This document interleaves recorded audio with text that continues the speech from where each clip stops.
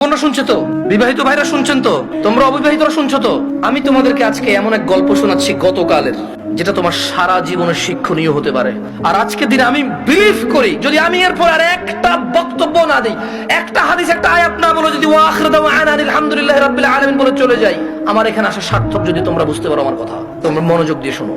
গতকাল আমার কাছে এক প্রশ্ন আসলো তালাক বিষয়ে। আমি বেশিরভাগ সময় অ্যাভয়েড করি তালাক বিষয়ে প্রশ্ন। এমনিতে আমি নরমালি কোনোদিন কোনো ফতোয়া দিই না।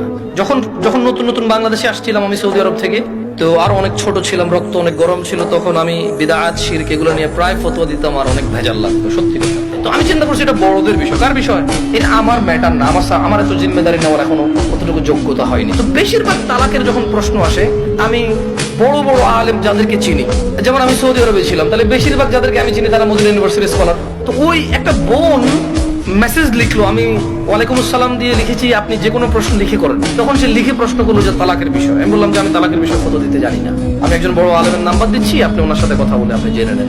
হোয়াটসঅ্যাপে মেসেজ দিয়ে ওনাকে কল করে, সমস্যা নেই। এখন উনি আমাকে একটা ভয়েস মেসেজ পাঠালো যে ওনার হাজবেন্ড ওনাকে তালাক দিয়েছে 3 বার। এখন উনি নানা হুজুরের কাছে গিয়েছে যে উনি এখন এই স্বামীর ঘর করতে পারবে কিনা। ওনার স্বামী অনুতপ্ত, উনি অনুতপ্ত। আমাকে একজন হুজুর বলল আমি আমার স্বামীর সাথে থাকতে পারবো একটা হারাম কাজের মাধ্যমে। আমি চিন্তা করলাম, হুজুর যদি বলে হারাম কাজের মাধ্যমে থাকতে পারে, তাহলে হুজুর নিজে তো এটাকে হারাম বলছে, জিনিসটা কি? তখন আমি বোনকে আর সাহস করে কিছু না বলে আমি শেখ মুস্তাফিজুর রহমান বিন আব্দুল আজিজ আল মাদানী হাফিজাহুল্লাহ, উনি সৌদি আরবে হাফারুল বাতান ইসলামিক সেন্টারে ছিল, আমি বললাম যে আমি একজন বড় আলেমের নাম্বার দিচ্ছি, আপনি ওনাকে কল দিয়ে আপনার মাসলা জেনে নেন, আমাকে আপনার পুরো কথা খুলে বলার দরকার নাই, আপনি ওনার সাথে ডিসকাস করেন। ঠিক 2 ঘন্টা বা 3 ঘন্টা পর উনি আমাকে মেসেজ দিল যে হুজুর আমি তো আপনার সাথে কথা বলতে চাই। আমি বললাম যে আমি আপনার সাথে কথা বলবো না, আমি আপনাকে যার নাম্বার দিয়েছি, যদি ওনার কথায় আপনার কিছু বুঝে না আসে তাহলে আমার কথা আপনার বুঝে আসবে না।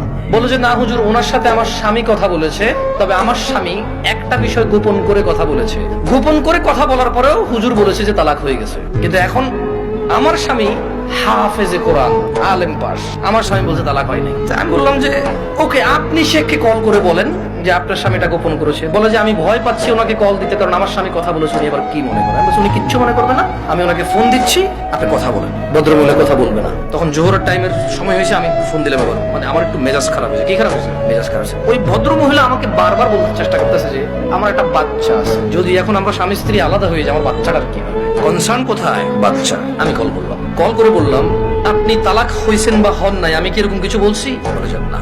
আমি বললাম ধরে নেন আপনার স্বামী আপনাকে তালাক না দিয়ে যদি গলা একটা কোপ দিত, আপনার গলাটা কাটতো কিনা? বলে যে কাট। আমি বললাম তালাক দিল, তালাক হবে। এবারে হুঁশে দিছে না বেহুশে দিছে, রাগ করে দিছে না আদর করে দিছে, মজা করে দিছে নাকি দুষ্টামি করে দিছে, এইটা ম্যাটার না। আপনার স্বামী যদি আপনাকে 5 তলা বিল্ডিং থেকে রাগ করে অথবা রাগ না করে হাসি মুখে অথবা দুষ্টামি করে যদি আপনাকে ধাক্কা দিত, আপনি কি পড়তেন 5 তলা থেকে?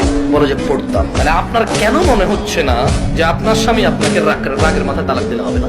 রাগের মাথায় ধাক্কা দিলে যদি 5 তলা থেকে পড়ে আপনার হাত পা ভেঙে যায়, মরার সুযোগ থাকে, মরে যেতে পারেন আপনি, এরকম সম্ভাবনা থাকে, তাহলে কেন আপনার স্বামী আপনাকে তালাক দিলে তালাক হবে না? মানতে অসুবিধা কোথায়? যে আল্লাহ আপনার এই স্বামীকে কবুল বলার পরে ওর সাথে থাকা বৈধ করেছে, সেই আল্লাহই তো 3 তালাক পরিপূর্ণ হয়ে গেলে থাকাটা অবৈধ করেছে।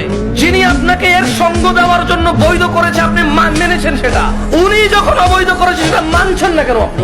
প্রবলেম কোথায় আপনার বাচ্চা? যদি আপনার হাজবেন্ড কালকে অ্যাক্সিডেন্ট হয়ে মারা যায়, মৃত্যুর পর আপনার হাজবেন্ডকে নিয়ে আসতে পারবেন জীবিত করে? না। যদি আপনি মারা যান কালকে, আপনার এই বাচ্চা কি মাহারা হবে না? হবে। ওকে, আপনার দুইজনই উভয় মারা গেলেন, কোন অ্যাক্সিডেন্টে বাচ্চাকে রেখে গেলেন, বউ জামাই গেলেন কোথাও ঘুরতে বা ডাক্তার দেখাইতে, অ্যাক্সিডেন্টে 2 জন মারা গেলেন, আপনার এই বাচ্চা থাকবে কিনা? বলে থাকবে। তো তখন আপনাকে কি ফিরাইতে পারবে কেউ মৃত্যু থেকে? না। আপনি কেন আল্লাহর বিধান মানতে এত সুবিধা হচ্ছে যদি পরিপূর্ণ তালাক হয় আপনার? আমি বললাম শেখকে কি প্রশ্ন করেছে? বলে যে ও আমাকে বিয়ের পরে, মেয়ের বয়স মাত্র 18 বছর, ওয়াল্লাহ ভাই আমি কথা বলতাম না, আমাকে ভয়েসে বলেছে যে ভাই আমার বয়স মাত্র 18, আমার একটা বাচ্চা আছে, আমার স্বামী খুব বদমেজাজি, আমাকে তালাক দিয়েছে, এখন ও অনুতপ্ত থাকতে চাই। কত বছর বয়স মেয়ের?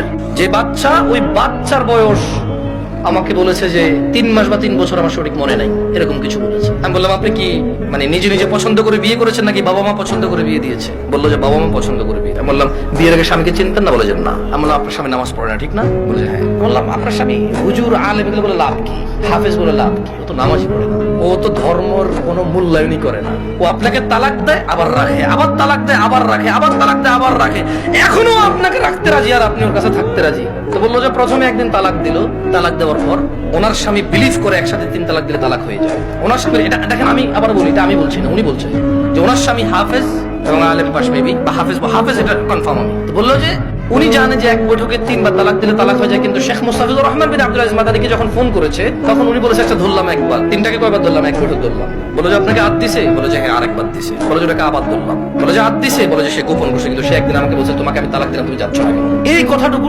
শেখের কাছে সে গোপন করেছে। কি করেছে? শেখ নাকি তখন প্রশ্ন করেছে আপনি যদি হানাফি মাসলাকের হন, জীবন যদি হানাফি বিধান অনুযায়ী চলেন, আর আপনার স্বামী নিজে যেহেতু হাফেজ বা আলেম, ও তো এটা জানে যে এক বৈঠকে 3 বার দিলে হয়ে যাচ্ছে। আর কোরআন সুন্নাহ অনুযায়ী যদি আপনি শাফি মালিকের দিকে আসেন, সেই ক্ষেত্রে ওনারা এক বৈঠকে যতবারই দেয় কয়বার ধরেন? একবার। তো বলো যে অনেক সময় আমরা ফতোয়া দেই যে ঠিক আছে, মানে আপনি হানাফি কোনো বড় বিজ্ঞ আলেম থেকে মাদ্রাসা থেকে ফতোয়া নিয়ে ওনারা লিখিত ফতোয়া দেয় কি সেটা আপনি জেনে নেন। মানে তালাক নিয়ে তেমন কেউ ভেজাল করতে চায় না, কারণ মারামারি কাটাকাটি হয়ে যাবে, বুঝেন নাই, মিছিল মিটিং হয়ে যাবে। এক গ্রুপ বলবে তালাক হয়ে গেছে, আরেক গ্রুপ হয় নাই, বলবে যে জানা করতেছে অমুক হুজুরের কথায়। ভাই এটা বিশাল বড় একটা প্রবলেম, বুঝছেন না বুঝেন নাই? সত্যি আমার পক্ষে সলভ করা সম্ভব না। তখন আমি ওই বোনকে বললাম যদি আপনার তালাক হয়ে যায় চলে যান, ইদ্যত পালন করে কোথাও বিয়ে বসে যাই, আর পরবর্তী স্বামীর যত্ন নিয়ে। তো আমি ওই মহিলাকে বললাম যে আপনার তালাক হয়েছে বা হয় নাই ফটো দেওয়ার আমার যোগ্যতা নাই। যে ছেলে আপনাকে 3 বার তালাক দিল, 3 বার, আপনার কাছে কেন মনে হয় ও চতুর্থবার দিবে না? আবার আপনার কাছে কেন মনে হলো যে ও চতুর্থবার দিবে না? আর এই তো আপনি এই স্বামী ছাড়া থাকতে পারবেন না, আপনার একটা বাচ্চা আছে, কেন আপনি স্বামীর সাথে এমন ব্যবহার করলেন যে ও তালাক পর্যন্ত গিয়ে পৌঁছালো? ওর উপায় কি? ওই বেচারার উপায় কি? ধরলামও খারাপ, ওর চেয়ে নিকৃষ্ট পুরুষ আর এই পৃথিবীতে আমি ধরে নিলাম। আপনি যদি ওর সাথে এমন ব্যবহার করেন যে ও তালাক দেওয়া ছাড়া রেখে উপায় নাই, একটা ঘরে আগুন লেগে গেছে, বের হবে না মানুষ বের হবে না? এই দরজা বন্ধ, সেই দরজা বন্ধ, সেই দরজা বন্ধ, জানালা দিয়ে হলো তো মানুষ বের হবে না? তা আপনি এমন এক সংসারের মধ্যে কেরেঙ্গাল লাগাই দিয়েছেন, কিচ্ছা কাহিনী লাগাই দিয়েছেন, এমন এক অশান্তি লাগাই দিয়েছেন, ও আর তালাক ছাড়া বেরোতে পারছে না এখান থেকে। এমন করলেন কেন? এই যে এখন কান্নাকাটি করতেছেন, এমন করলেন কেন? এই যে বলতেছেন আমি এখন ধৈর্য ধরবো, আমি আর মুখে মুখে বলবো না, আমি আর ওর অপছন্দ হয় ওর বাবা মায়ের সাথে খোটাখুটি করলে এখন আর করবো না, আমি আগে কেন ভাবেন নাই? আমি আমার বন্ধুদেরকে বলবো তোমার স্বামী আছে, ওকে গুরুত্ব দাও।